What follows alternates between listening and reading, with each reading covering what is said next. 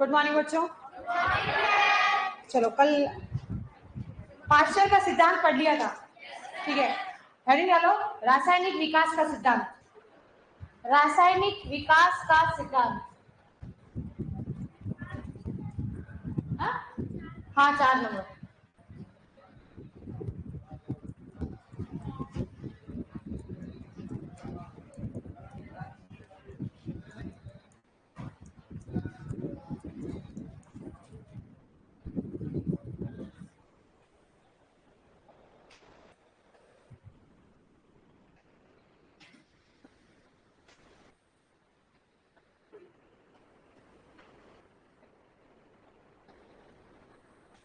आज हिंदी दिवस है। अब अपना क्या दिवस से जयंती से दूर दूर तक कोई लेना देना नहीं है। कौन दिवस कौन जयंती क्या होता है कुछ नहीं। हमारे लिए एक ही दिन होता है, संडे। चलो देखो बड़ा, आज अपन पढ़े रासायनिक विकास। आराम से समझना क्योंकि इसके इवेंट जमाने के लिए आते कब से पहले तो ये सिद्धांत किसने दिया? ये दिया था ओपेरिन व हेल्डन ने। किसने दिया था? ओपेरिन व हेल्डन ने, दो व्यक्ति थे इस नाम के, उन्होंने ये सिद्धांत दिया था, ठीक है। ये सिद्धांत सर्वमान्य सिद्धांत है, मतलब इस सिद्धांत के अलावा और फिर किसी सिद्धांत की आवश्यकता नहीं पड़ी, और किसी भी सिद्धांत की आवश्यकता नहीं पड़ी। Next sheet. अब देखो इसके अपन इवेंट लिखेंगे, यहाँ पर एक लाइन और आएगी, वो लास्ट में लिखूंगी। ओपेरिन हेल्डन क्या कहते हैं कि धरती पर जीवन का विकास किससे हुआ? धरती पर जीवन का विकास किससे हुआ? ये भी कह रहे हैं कि अजैविक चीजों से हुआ। अजैववाद भी क्या कहता था कि निर्जीव चीजों से जीवन का विकास हुआ। ये भी क्या कहता है कि निर्जीव चीजों से जीवन का विकास हुआ। लेकिन दोनों में अंतर क्या है?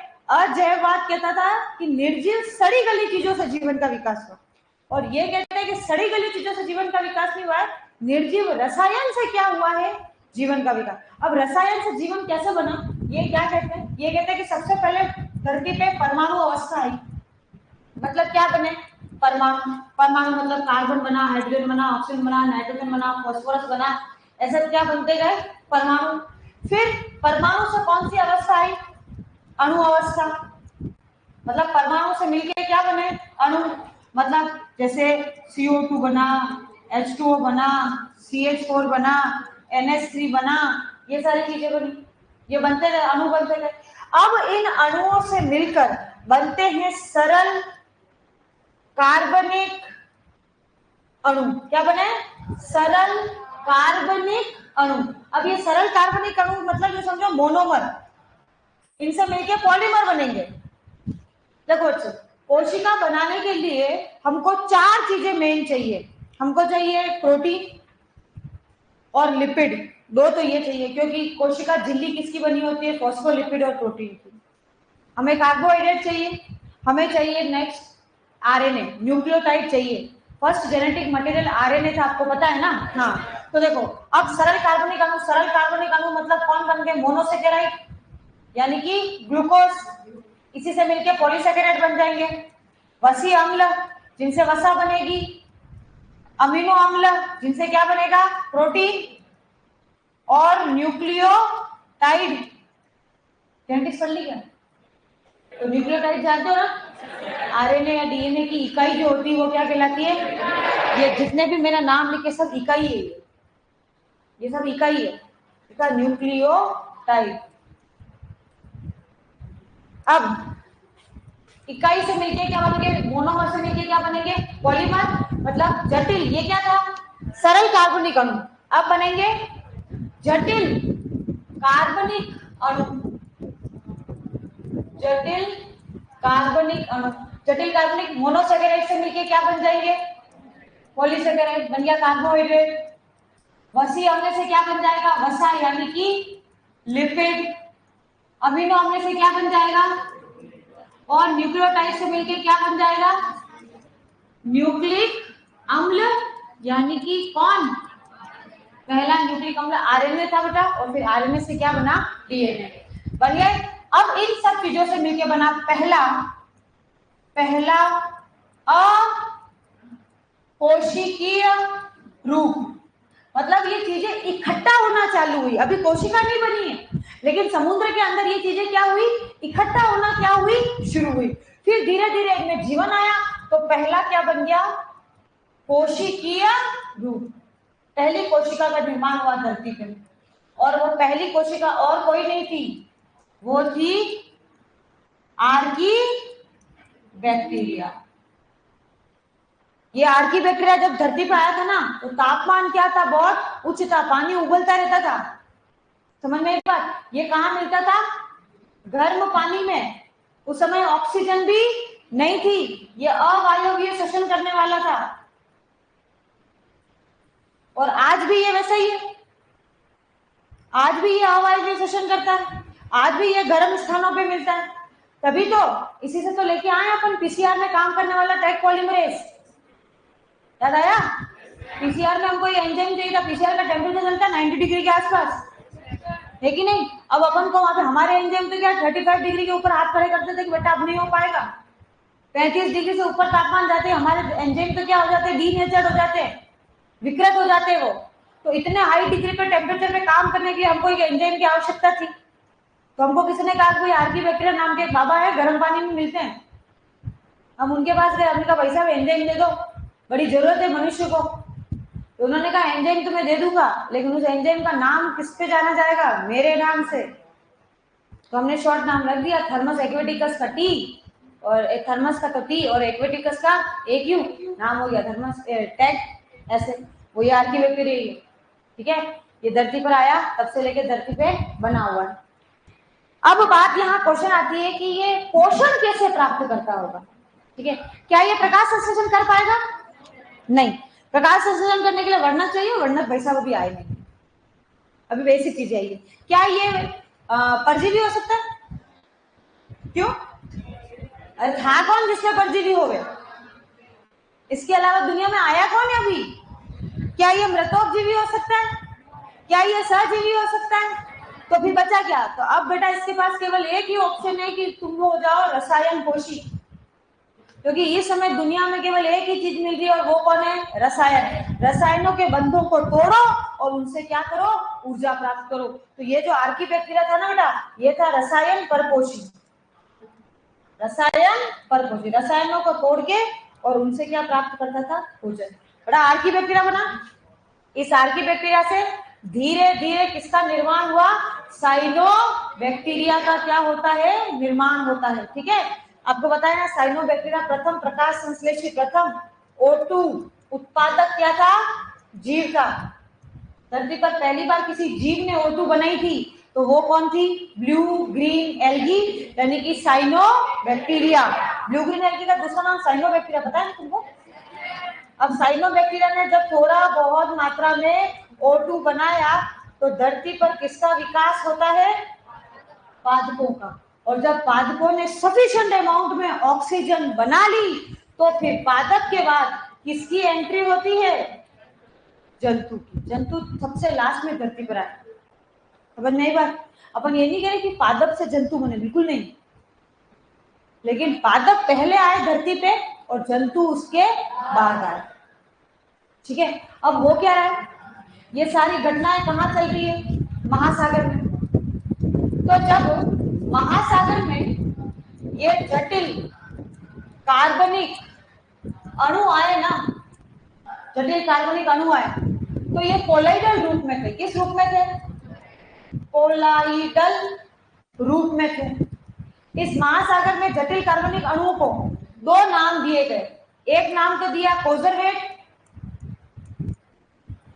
और एक नाम दिया प्रीबायोटिक सूप, कि जीवन से पहले का सूप, प्रीबायोटिक सूप। सूप क्या होता है, पानी के अंदर मसाले डाल दो तो सूप, सही है।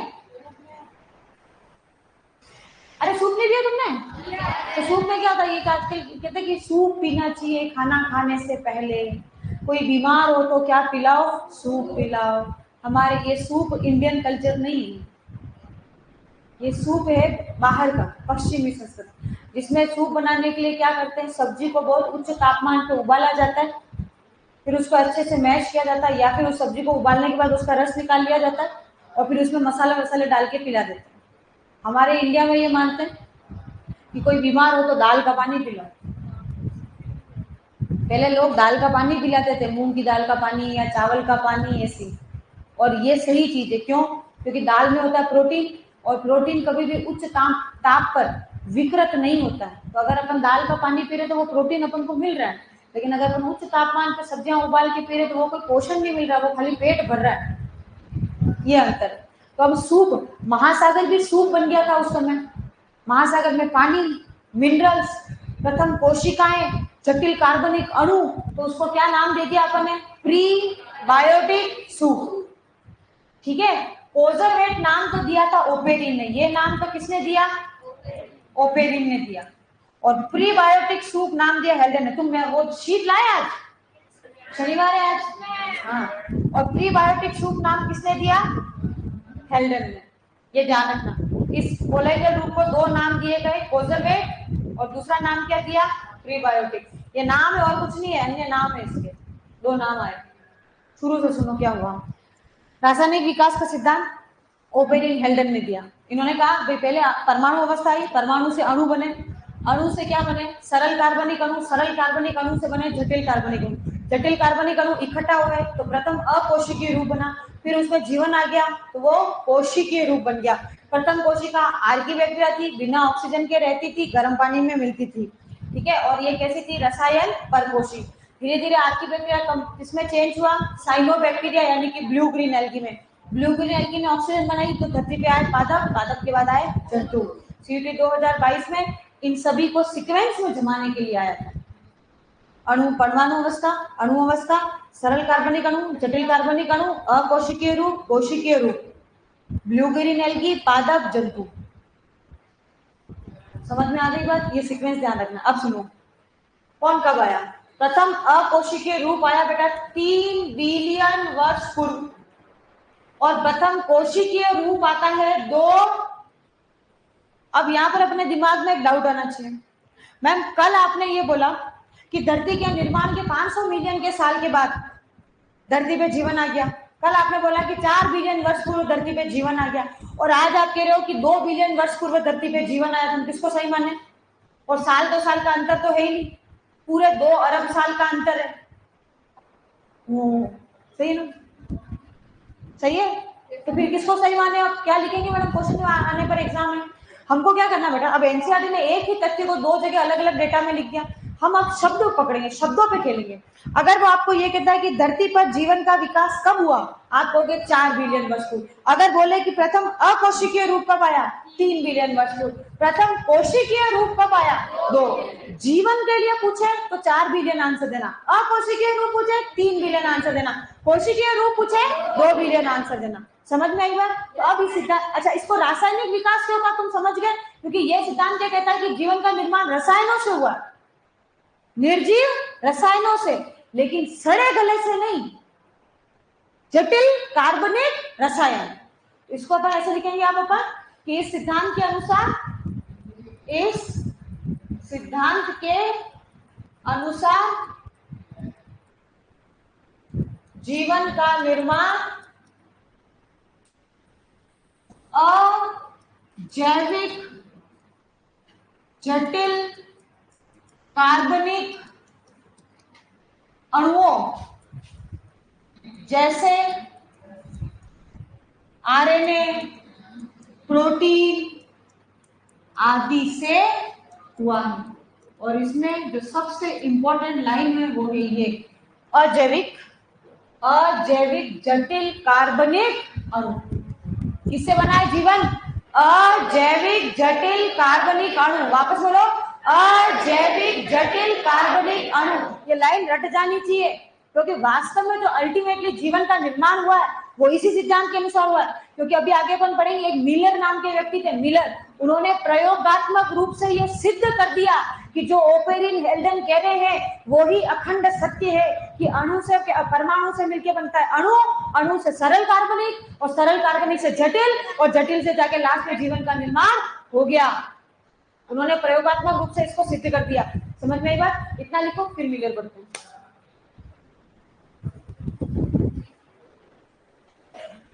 हाँ ये देखो, ये क्या कमेंट चल रहा है? बोर्ड पे लाइट का फोकस आ रहा है, दिख रहा है तुम्हें भी? मेरे को तो यहाँ से नहीं लग रहा है। नहीं, उसमें दिखता ना स्लाइड, वो है तो स्लाइड तो वही है ना।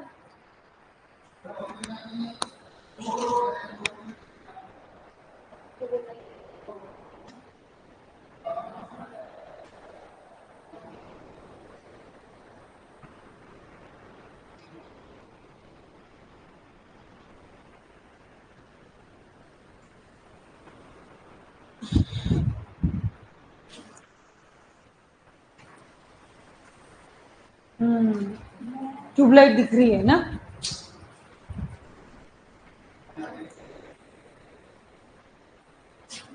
अब तो कहाँ आ रहा है? क्या हो रहा है? अरे बेटा ऑनलाइन वाले बच्चे बताओ कि सब ये क्लियर है ना बेटा? कोई लाइट थोड़ी दिख रही है, जैसा कि पहले लिखा हुआ है इस पे कि फोकस आ रहा है किसी लाइट का।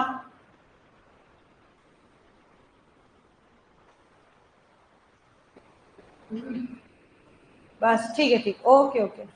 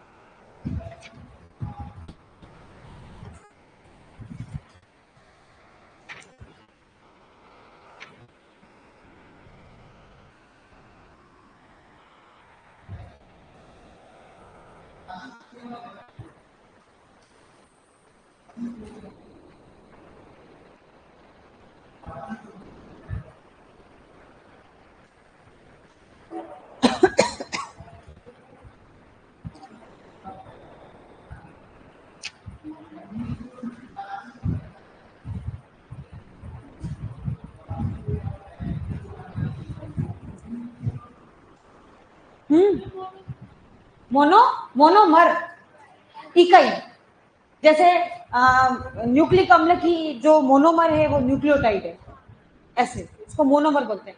और जब न्यूक्लियोटाइड न्यूक्लियोटाइड मिलकर आरएनए बनेंगे तो उसको पॉलीमर बोलेंगे। एक अमीनो अम्ल मोनोमर, अमीनो अम्ल की श्रृंखला प्रोटीन पॉलीमर। ठीक है, केमिस्ट्री में भी तो पढ़ते होंगे ना पॉलीमर, और नहीं पढ़ते क्या?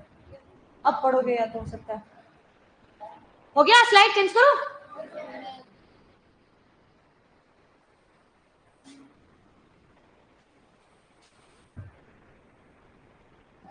अरे नहीं कर, बच्चों को दिख नहीं रहा है।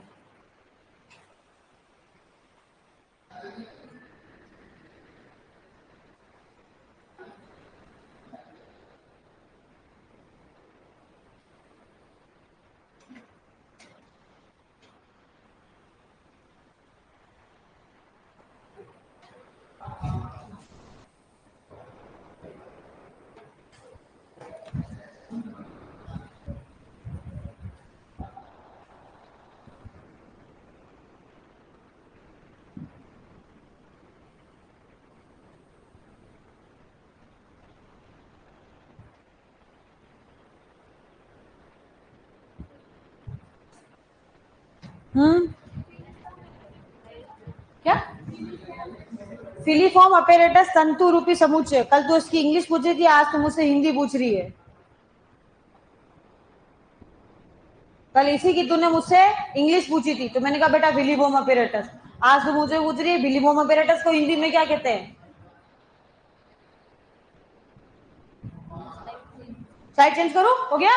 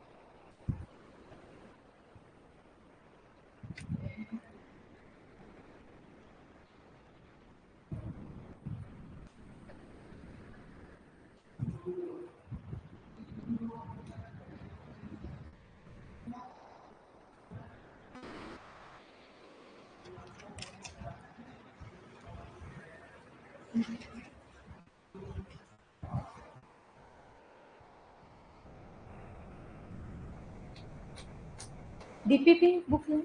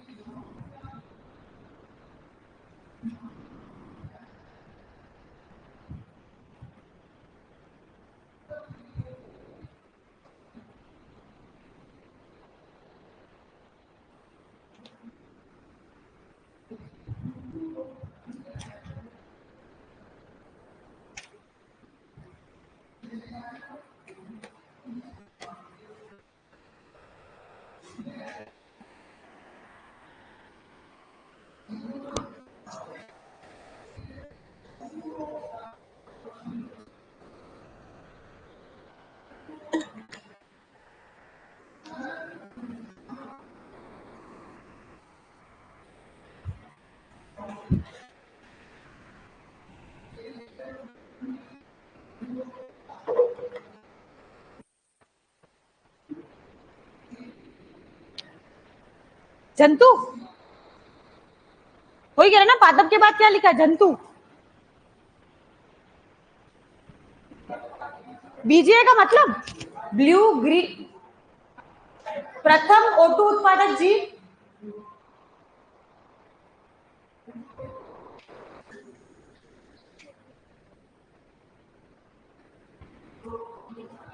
हाँ ये लिखना है ना, हाँ नीचे लिखना है। ये वाला तुमको जरूरी नहीं तुम साइड में लिखो, तुम नीचे लिख देना कि महासागर में जब जटिल कार्बनिक अणु जो कि कोलाइडल रूप में थे तो उसको दो नाम दिए गए, कोजरवेट और प्रीबायोटिक सूट। कोजरवेट नाम ओपेरिन ने दिया, प्रीबायोटिक हेल्डन ने दिया।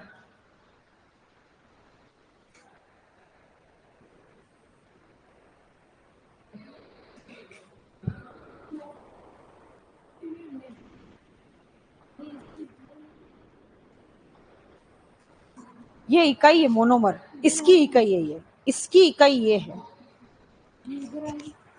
क्या नहीं, ये सही लिखा ना, सरल कार्बनिक अणु मोनोमर है। एक काम करो, जहां जटिल कार्बनिक अणु लिखा वहां नीचे लिखो पॉलीमर। सरल कार्बनिक अणु अगर मोनोमर है तो जटिल कार्बनिक अणु क्या है, पॉलीमर है उसके।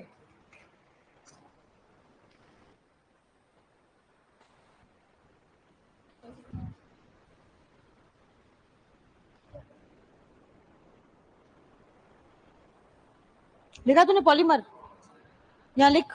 हाँ लिख दिया, ठीक है। हाँ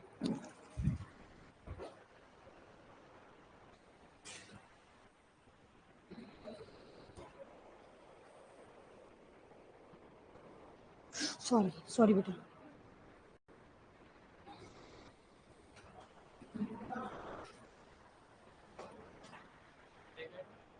इसका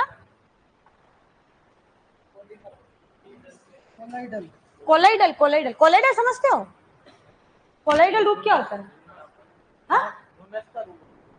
नहीं नहीं, कोलाइडल शब्द का मतलब होता है, वो तो इकोलॉजी में तुमने पढ़ा होगा, ह्यूमरस, ऐसे वही कह रहा। कोलाइडल शब्द का मतलब होता है कोई ऐसी चीज जो ना तो इतनी भारी है कि तल में बैठ जाए और ना इतनी हल्की है कि गुलाब जामुन के जैसे ऊपर आ जाए। ये ऐसी चीज होती है जो ना पेंदे में बैठती है ना ऊपर तैरती है, ये बीच में घूमते रहते हैं, उनको अपन क्या कहते हैं? कोलाइडल रूप।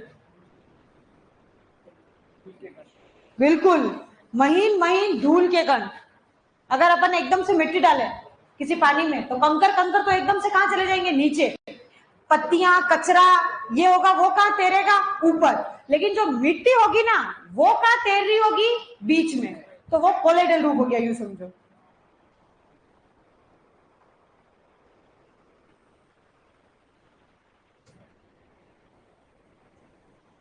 तुमको लिखना है महासागर पर जटिल कार्बनिक अणु। जटिल कार्बनिक अणु कौन से रूप में थे? कोलाइडल रूप में। तो अब इसको अपन ने दो नाम दिए, इस पूरे ग्रुप को अपन ने क्या नाम दिए? दो नाम। क्या दिया? एक दिया प्रीबायोटिक सूप, एक क्या दिया? कोजरवेट।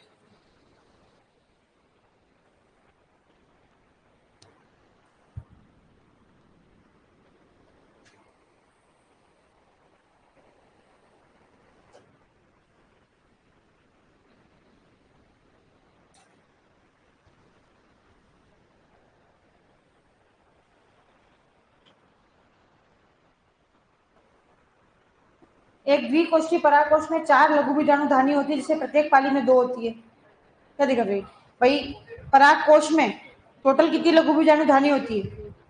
4। परागकोश द्विकोष्ठी है ना, तो हर पर पालियां तो 2 फिक्स है, और उसमें हर पाली में कोष्ठ कितने? 2। तो एक द्विकोष्ठी परागकोश में 4 लघु बीजाणु धानियां होती है, जो कि प्रत्येक पाली में कितनी होती है? 2। इसका आंसर 1 जाएगा। हाँ।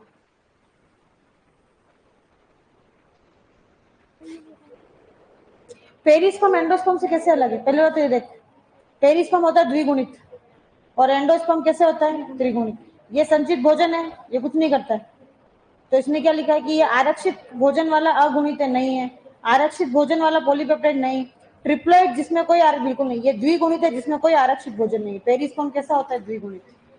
ये ध्यान रखना, क्योंकि पेरिस्पर्म किससे बना है? बीजांड का। बीजांड का कैसा होता है? शीट निकाल लो एक बार जल्दी से। क्या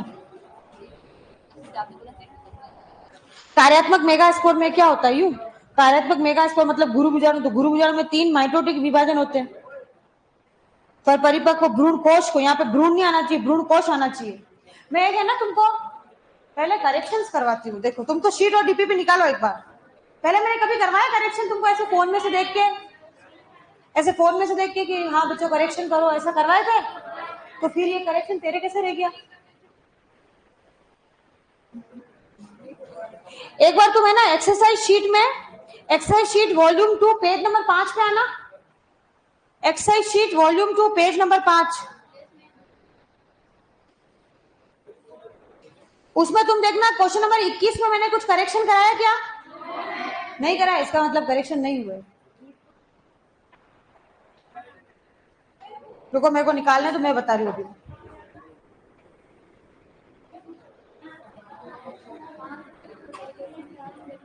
पहले डीपीपी में करें। डीपीपी लाए?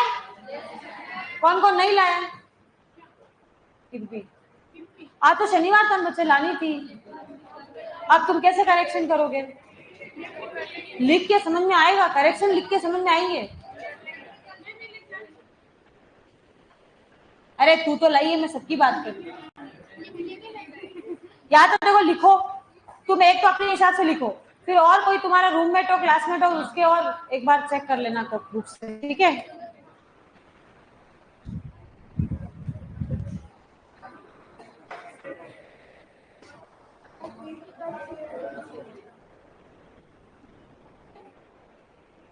देखो डीपीपी में वो डीपीपी निकालो, पुष्पीय पादपों में जनन। पहला डीपीपी में पहला नहीं, डीपीपी में पहला चैप्टर नहीं होगा ये। डीपीपी में देखना पुष्पी पात्र जनन कौन से नंबर पे, पेज नंबर 53 पे आओ, पेज नंबर 53।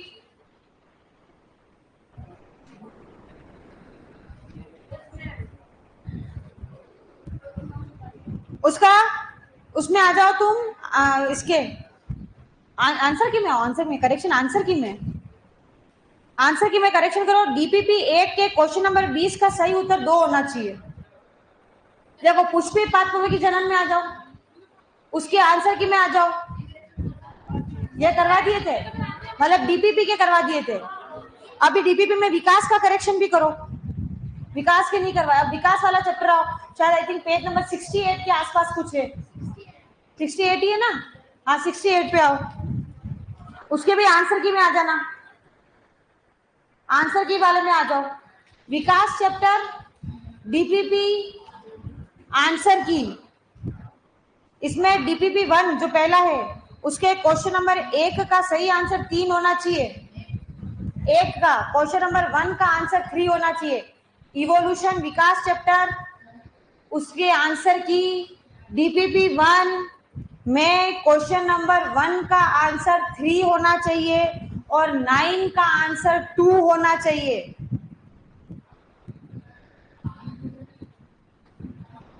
हो गया, बंद करो डीपीपी, निकालो एक्सरसाइज बुक।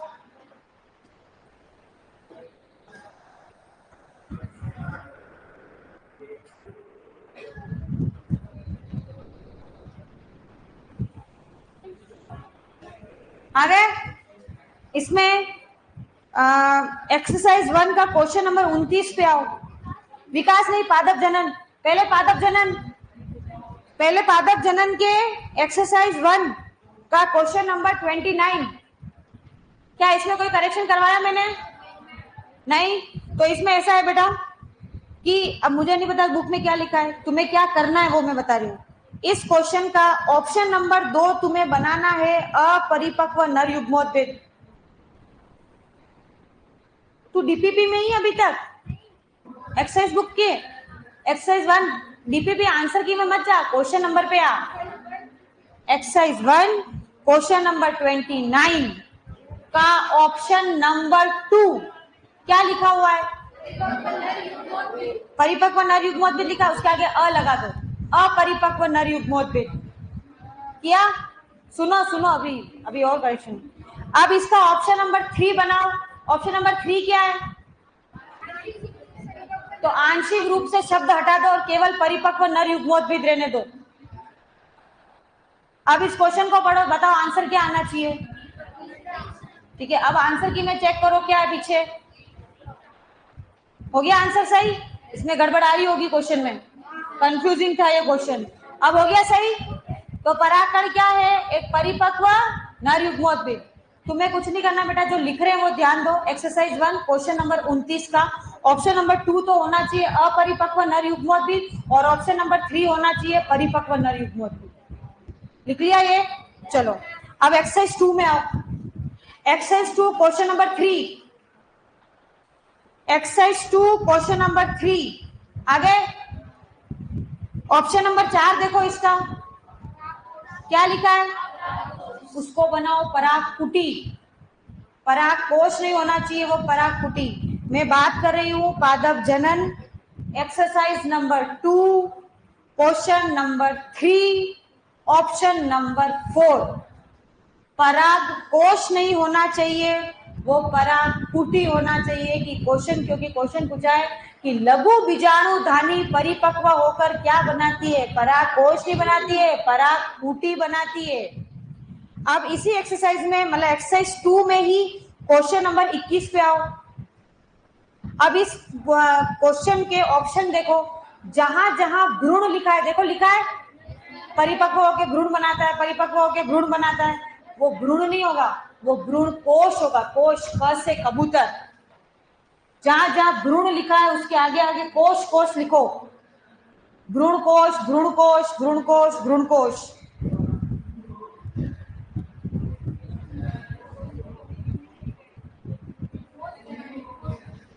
कोश होना चाहिए। जो भ्रूण है वो भ्रूण नहीं, वो क्या होना चाहिए? कोश। हो गया। अब एक्सरसाइज नंबर 3।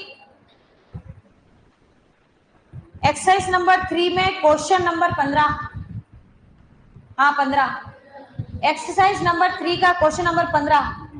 आगे ऑप्शन में क्या लिखा? पुमाणु, पुमाणु, पुमाणु लिखा है।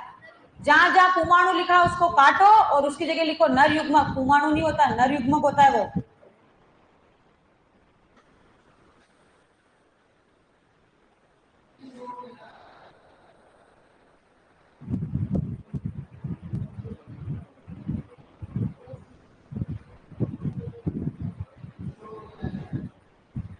डन। अब आ जाओ इवोल्यूशन। इवोल्यूशन में आओ, इंडेक्स में देख के फटाफट पहुंचो।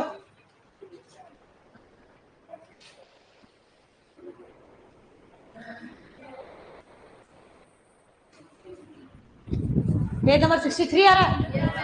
63 पेज नंबर आ जाओ बेटा, जो लिख रहे हैं वो लिखो। Exercise book volume 1 page number 63। Volume 1 नहीं, वॉल्यूम 2।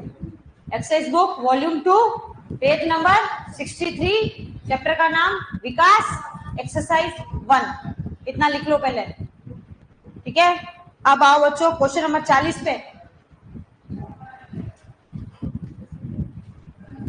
क्वेश्चन नंबर 40 पे आ जाओ और जो मैं कह रही हूँ वो करते जाओ। इसका ऑप्शन नंबर 3 क्या लिखा हुआ है?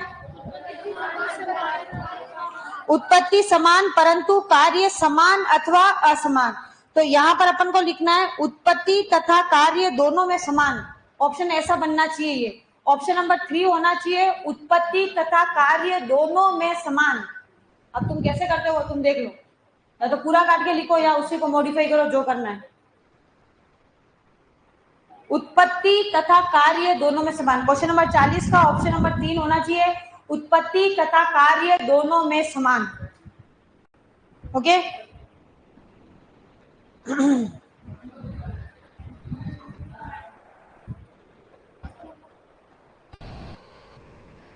हो गया? अरे बोलो। अब क्वेश्चन नंबर 50 पे हो। हाँ बोल, क्या हुआ? हा?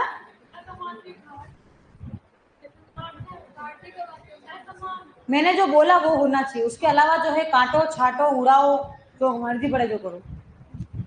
क्वेश्चन नंबर 50 पे आ जाओ। अब तुम देखो यहाँ पे ऑप्शन रिपीट हो रहे हैं, रिपीट हो रहे हैं, एक जैसे ऑप्शन आ रहे हैं। नहीं नहीं, इसमें देखो ना क्वेश्चन नंबर 50 में।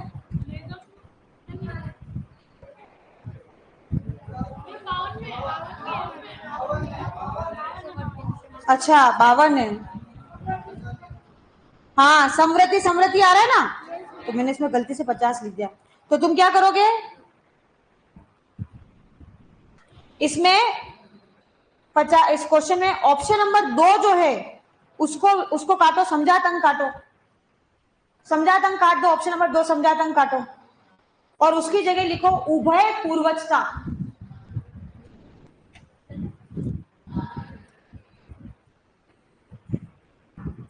उभय पूर्वजता, ये तो बनेगा ऑप्शन नंबर 2 और ऑप्शन नंबर 3 बनेगा समझातन, तो अपना आंसर सही आएगा।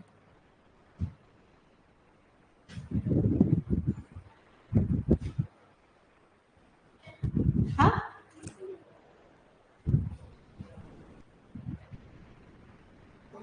फिर तुम आ जाओ क्वेश्चन नंबर 73।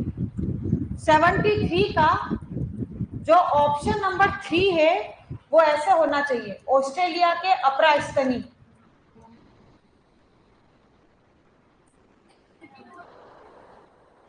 हाँ क्या? वो ऑस्ट्रेलिया के मार्सुपियल है और तुम्हें ऑप्शन नंबर 3 बनाना है ऑस्ट्रेलिया के अपरास्तनी। क्या लिखा है क्वेश्चन नंबर आगे? उसका ऑप्शन नंबर 3 क्या बनाना है? ये बनाना है, ठीक है। मैं लिखती जा रही हूँ बोर्ड पे, तुम करेक्शन करते जाओ।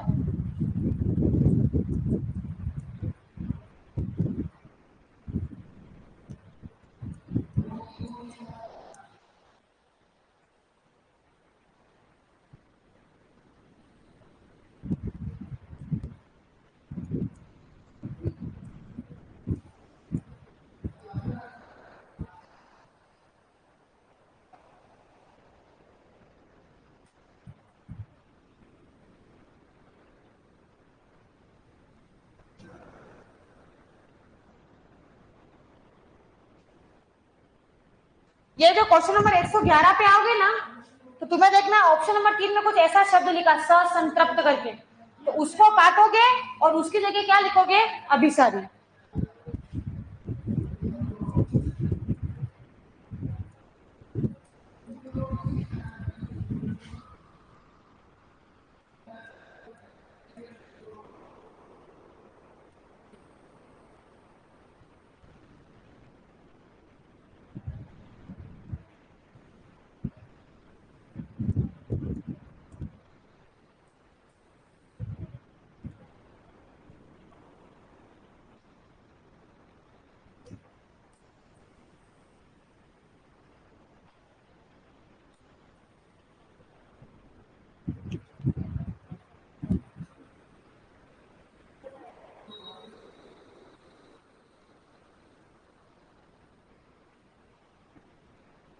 क्या नहीं समझ में आया पूछना बच्चों।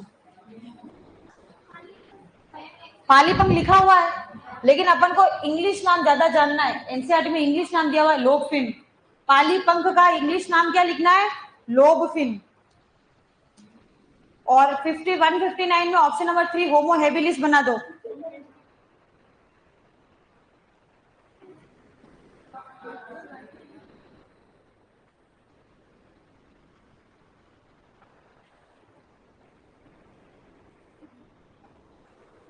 क्या बेटा बोलना, समझ में आ गया उसको, हो गया? चेंज करो स्लाइड, आंसर की में करेक्शन भी तो करवाना है।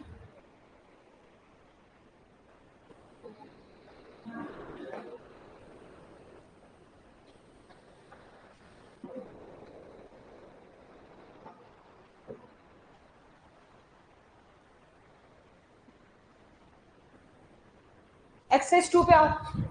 एक्सरसाइज 2 क्वेश्चन नंबर 26, खोपड़ी। देखना मैंने ऐसे खोपड़ी क्यों लिखा, क्या दिक्कत हो रही है उसमें? खोपत्री लिखा है क्या? हाँ तो वो खोपत्री नहीं है, वो खोपड़ी है। फिर एक्सरसाइज 3 क्वेश्चन नंबर 14,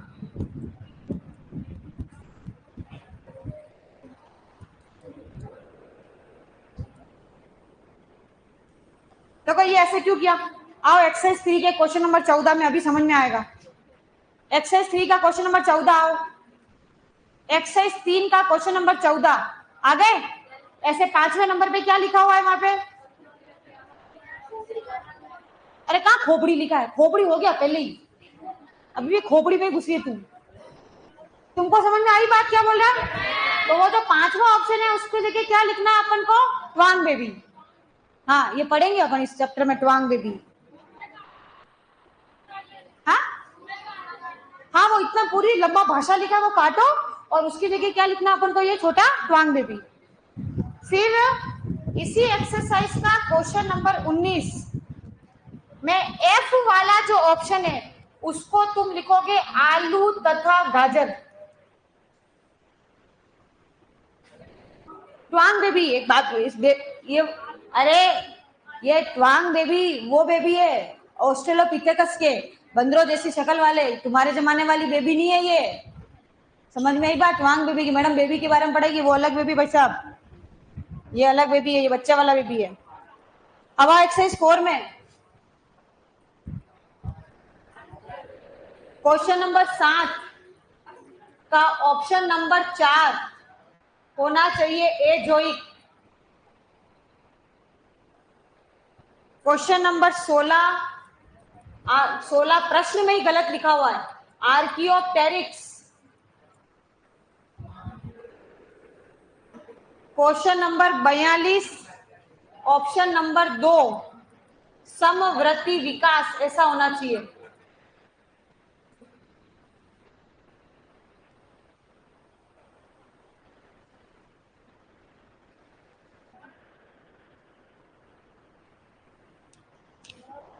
अब है ना क्वेश्चन टिक करवाने भी रह गए और आंसर की करेक्शन रह गए, तो इसके लिए आप मंडे को ये बुक वापस लेके आओगे, ठीक है? बचे हुए काम मैं मंडे को कराऊंगी।